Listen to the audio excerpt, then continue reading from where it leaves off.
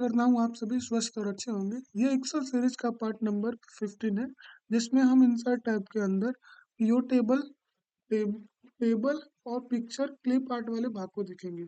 चलिए शुरू करते हैं। पिछले जो वीडियोस है उसको देखना चाहते हैं तो एक्सेल की प्लेलिस्ट बनी हुई है, यहाँ से देख सकते हैं। इसमें हम पीओ टेबल बनाएंगे कैसे। हमने पहले से यहाँ पे एक डॉक्यूमेंट बनाया हुआ है जो कि हमारा एक्सेल क्लास नाम से है। इसको ओपन कर लेंगे। अब इसी पे हम पीओ टेबल करना है। तो पीओ टेबल करता क्या है, तो ये पीओ टेबल जो बड़े लार्ज अमाउंट में दिए गए डाटा को समराइज करने का काम करता है। इसको समराइज करने का मतलब उसको अलग अलग तरीके से हम दिखा सकते हैं। पीओ टेबल में जाएंगे, पहले हम अपने डाटा को सिलेक्ट करेंगे माउस के लेफ्ट बटन से। फिर उसके बाद पीओ टेबल में जाएंगे, पीओ टेबल क्लिक करेंगे। यहाँ पे ना न्यू वर्कशीट और एग्जिस्टिंग वर्कशीट लिखा हुआ है। तो न्यू वर्कशीट पे क्लिक करेंगे तो हमारा डाटा एक नए पीओ टेबल एक नए वर्कशीट पे बनेगा, लेकिन एग्जिस्टिंग वर्कशीट पे क्लिक करके ओके करेंगे तो हमारा पीसी सीट के अंदर वो पीओ टेबल बनेगा। तो हम न्यू वर्कशीट पे करेंगे, ओके करेंगे। अब यहाँ से डाटा को समराइज किया जा सकता है। तो यहाँ पे हम क्या करेंगे, नेम वाले भाग को हम फिल्टर में डालेंगे, रिपोर्ट एंड फिल्टर में। और जो ये नंबर है गेन मार्क, हम इसको क्या करेंगे, रो में डाल देंगे, रो में। और इसमें मान लीजिए हमको हिंदी वाले मार्क्स को या फिर कंप्यूटर वाले मार्क्स को हम यहाँ पे वैल्यू वाले भाग में डाल देंगे। तो वैल्यू वाले में जो भी आप डाटा डालेंगे तो उसमें उसका ग्रैंड टोटल निकल के आएगा। देख सकते हैं यहाँ पे इस पूरे नंबर का ग्रैंड टोटल यहाँ पे दिख रहा है, जो कि केवल हिंदी का है, सॉरी कंप्यूटर का है। यहाँ पे लिखा है सम ऑफ कंप्यूटर नंबर। पहले ये अलग अलग सबका यहाँ पे कंप्यूटर नंबर है, फिर उसके नीचे ग्रैंड टोटल है। यहाँ से किसी का भी देखना चाहते हैं, यहाँ पे सिलेक्ट मल्टीपल पे जाइए। यहाँ पे सिलेक्ट ऑल को हटा करके किसी एक का हमको देखना है, जैसे शशि का देखना है केवल, तो ओके करेंगे तो केवल शशि का डाटा दिखाई देगा। यहाँ पे दिखाएगा भी कि ये डाटा जो है शशि का, इसका पूरा जो गेन मार्क है वो 437 नंबर है, और जो कंप्यूटर में ये नंबर पाया है 51 नंबर पाया है। तो हमने क्या बताया कि इसमें ज़्यादातर जो डाटा होता है वो वैल्यू में डाला जाता है, और किसी वैल्यू में डालने पर क्या होता है कि उसका ग्रैंड टोटल निकल के आ जाता है, यानी उसको हमको जोड़ करके बताना नहीं पड़ता है। और ज़्यादातर नेम वगैरह हुआ या फिर सब किसी पर्टिकुलर सब्जेक्ट के नंबर को किसी टीचर को चाहिए तो यहाँ से दे सकते हैं, रो में डाल सकते हैं। और जो भी आपको फिल्टर करना होता है तो यहाँ से फिल्टर कर सकते हैं, जैसे हमने फिल्टर वाला ऑप्शन बताया था। अब जैसे हम यहाँ पे क्लिक करेंगे कहीं बाहर तो ये वाला भाग हट जाएगा। तो वो कैसे आएगा, किसी पे क्लिक करेंगे तो वापस आ जाएगा, नहीं तो यहाँ से हटा सकते हैं और यहीं से ला सकते हैं फील्ड सेल से, फील्ड लिस्ट वाले ऑप्शन से। अब सॉर्ट एंड फिल्टर हमने पहले बताया जा चुका है। अब यहीं से क्लियर वगैरह कर सकते हैं, क्लियर करके क्लियर ऑल कर देंगे, वो पहले जैसा हो जाएगा। वापस कंट्रोल जेड करके पहले जैसा कर देंगे। और यहाँ से सिलेक्ट कर सकते हैं अपने डाटा वगैरह को, और मूव पीओ टेबल को मूव कर सकते हैं। अब अगले पिछले वाली जो वर्कशीट थी उसी पे ला सकते हैं।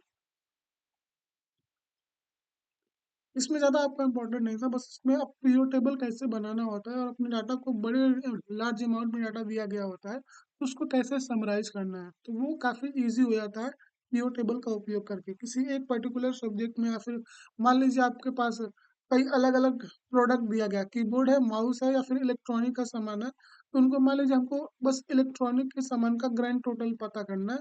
तो बस उसको हम यहाँ पे वैल्यू वाले ऑप्शन में डाल देंगे तो वहाँ से वो इलेक्ट्रॉनिक वाला सारा पार्ट ग्रैंड टोटल निकल के आ जाता है।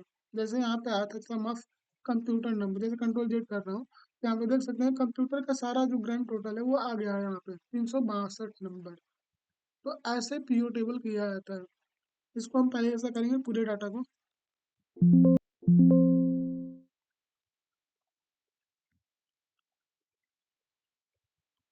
ये हमारा डाटा है। अब इसमें इंसर्ट टैब में अगला भाग है टेबल का। टेबल पे क्लिक करने में क्या होता है, जैसे हमने होम टैब में यहाँ पे हमने फिल वाले सॉर्ट एंड फिल्टर वाले ऑप्शन में फिल्टर बताया था, सेम ऐसे होता है टेबल। टेबल में क्या होता है, जितना आप डाटा सिलेक्ट करेंगे वो फिल्टर करने वाला ऑप्शन ऑन हो जाता है, मतलब उसमें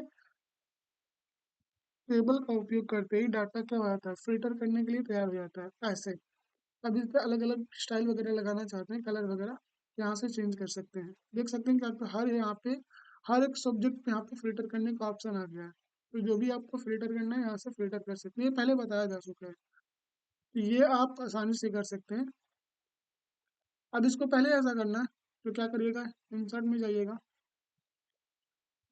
सॉरी होम टैब में, यहाँ पे sort and filter, filter option हटा देंगे और इसको या तो कंट्रोल जेड कर सकते हैं सीधे साथ।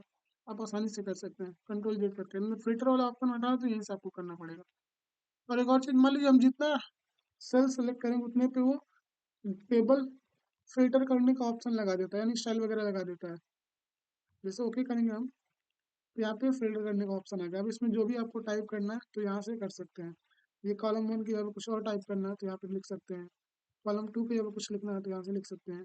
तो ऐसे आप डाटा को टेबल के माध्यम से फिल्टर कर सकते हैं।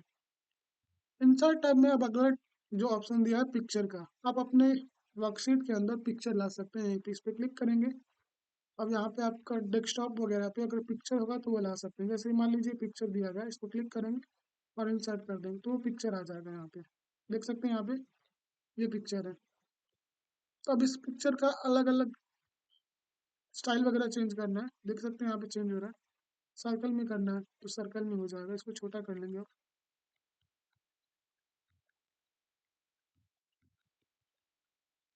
आप देखेंगे यहाँ पे तो अलग अलग जो भी आपको स्टाइल अच्छा लगेगा यहाँ से आप आसानी से कर सकते हैं। जैसे हमने ये लिया है, अब यहाँ पे जा करके पिक्चर को अलग अलग शेप में कन्वर्ट कर सकते हैं। जैसे इमोजी में हमको कन्वर्ट करना है इस पिक्चर को तो इमोजी पे क्लिक करेंगे तो इमोजी में कन्वर्ट हो जाएगा। जो पिक्चर का बॉर्डर है, जो बॉर्डर दिख रहा होगा आपको ग्रे हल्का सा दिख रहा होगा तो यहाँ से रेड वगैरह में कर सकते हैं। देख सकते हैं तो बॉर्डर यहाँ से चेंज होगा। अब इसी के अंदर दिया है पिक्चर इफेक्ट लगा सकते हैं, यहाँ पे शैडो वगैरह लगाना है तो यहाँ से शैडो वगैरह लगा सकते हैं। देख सकते हैं हल्का सा शैडो वगैरह लग रहा है। यहाँ से ग्लू होगा, हल्का ऐसे ग्लू होगा। और पिक्चर इफेक्ट में ही अलग अलग 3D वगैरह जो भी आपको लगाना है तो यहाँ से लगा सकते हैं। देख सकते हैं 3D है। ये अलग अलग स्टाइल वगैरह दिया है तो यहाँ से आप कर सकते हैं। और इसी में आपको कॉन्ट्रास्ट वगैरह दिया गया, आप शेप का कॉन्ट्रास्ट कितना रखना चाहते हैं तो यहाँ से रख सकते हैं। और यहीं से ब्राइटनेस वगैरह भी थोड़ा मतलब चेंज कर सकते हैं। पिक्चर को यहाँ से कंप्रेस कर सकते हैं, इसको इतना इम्पोर्टेंट नहीं है। अब इसी में और सारा ऑप्शन ऑन हो जाता है। अब इसको पिक्चर वाले ऑप्शन को हम पीछे करेंगे, कंट्रोल जेड, जैसे पहले था हम वैसे कर देंगे। ये हमारा डाटा था, इसको डिलीट कर लेंगे पिक्चर को। अब यहाँ पे इंसर्ट टैब में अगला भाग है कि क्लिप आर्ट क्या होता है। क्लिप में मतलब होता है, क्लिप आर्ट का मतलब होता है कि इसमें हम कार्टून जैसा कुछ शेप ला सकते हैं। जैसे यहाँ पे लिखा है कंप्यूटर ना, तो कंप्यूटर से रिलेटेड कुछ क्लिप आर्ट यहाँ से ला सकते हैं। उसको क्लिक करिए और उसको उठा करके लेफ्ट बटन से माउस के यहाँ पे रख सकते हैं। जो भी आपको शेप अच्छा लग रहा है उसको यहाँ पे ला सकते हैं। तो ऐसे क्लिप आर्ट काम करता है। जैसे क्लिप आर्ट, जैसे पिक्चर पे अलग अलग शेप वगैरह था वैसे यहाँ पे ये भी लगा सकते हैं। जैसे यहाँ पे जो भी पिक्चर लाते हैं या फिर क्लिप आर्ट लाते हैं तो यहाँ पे एक फॉर्मेट वाला टैब ओपन होता है। इस फॉर्मेट टैब का आप आसानी से उपयोग कर सकते हैं अलग अलग स्टाइल वगैरह करने के लिए। ये हमने अभी बताया था। अब इसमें अब मान लीजिए हमारे दो पिक्चर है, एक ये है, इन दोनों को एक दूसरे के ऊपर रखते हैं। मान लीजिए एक और हमने शेप ले रहे हैं यहाँ पे, यहाँ पे हमने 3 शेप लिया हुआ है। तो पहले ये इसको हल्का सा नीचे करते हैं,